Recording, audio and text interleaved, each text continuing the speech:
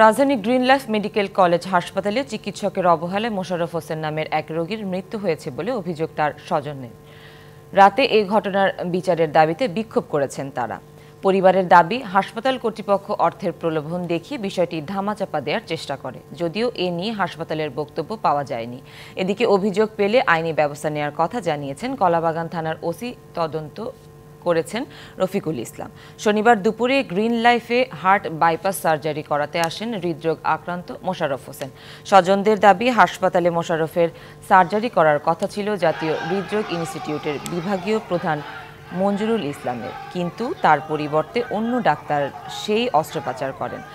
আর এতেই রোগীর মৃত্যু হয়েছে বলে দাবি করে হাসপাতালের বিক্ষোভ করেন স্বজনেরা। পরে ঘটনাস্থলে গিয়ে তাদের সঙ্গে কথা বলে পরিস্থিতি শান্ত করে পুলিশ।